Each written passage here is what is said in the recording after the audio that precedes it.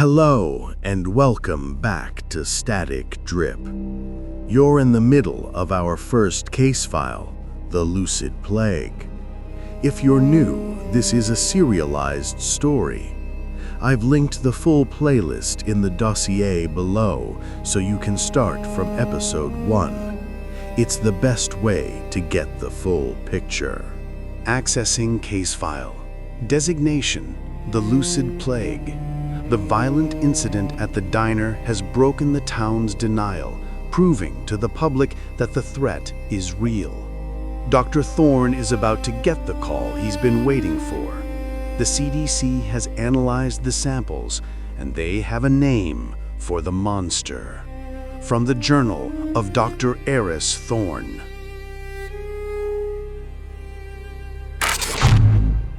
October 16th, 2025. The panic I predicted has arrived, but it's not loud. It's a quiet, cancerous thing. The diner is half empty.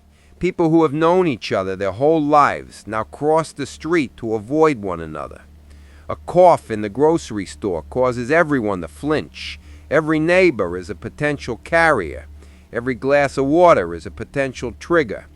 We are a town holding its breath, waiting for the other shoe to drop. The phone call came this afternoon, an Atlanta area code. My heart hammered against my ribs as I answered.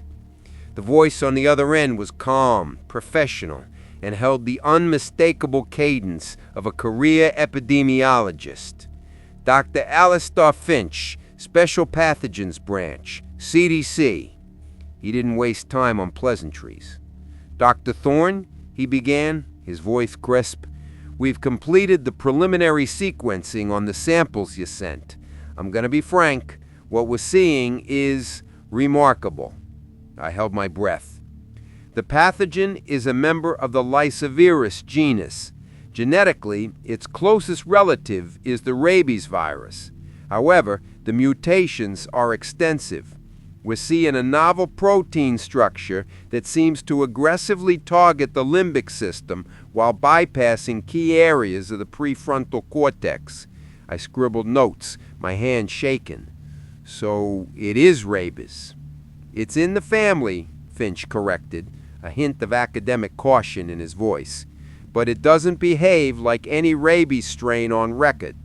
The neurology you described, the repained cognitive function, the articulate speech during episodes of extreme aggression, it's unheard of. We're officially classifying it as an atypical Lyssavirus variant, pending further analysis. The words hung in the air between us, a sterile name for an intimate horror. Atypical Lyssavirus variant. What are your instructions? I asked, my voice barely a whisper. Isolate your symptomatic patients immediately. Treat any exposure with extreme prejudice. Standard rabies post-exposure protocols may be effective, but we can't guarantee it. We are fast-tracking this, Dr. Thorne, but we need more data. For now, you are our eyes and ears. Document everything. The phone call lasted another 10 minutes. We discussed transmission vectors and potential origins. Finch was sharp, brilliant, and 1,000 miles away. When I hung up, the silence of my office felt crushing. Vindication is a bitter pill. I was right. I wasn't an alarmist. The monster has a name now, an official file in a government database. But the validation brings no comfort, only a deeper, colder dread. The thing tearing our town apart is real enough to have the full attention of the CDC. Sarah saw the look on my face when I came home. She said, "You got the call." It wasn't a question. I just nodded. I didn't tell her the details. How could I? How can I explain that the virus is real, but a cure isn't?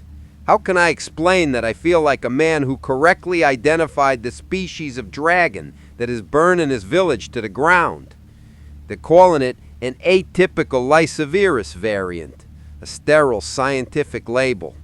I have a different name for it, the Lucid Plague, and it has only just begun. My analysis of this is ongoing. but your perspective is a huge part of this project.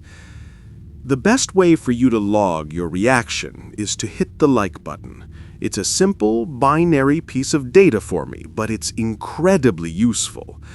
And I'm genuinely curious about your theories. What did you feel? Please, post your thoughts in the comments. I am processing all of them. If you want to stay on this feed and continue this experiment with me, be sure to subscribe to Static Drip and turn on notifications. You won't want to miss what happens next.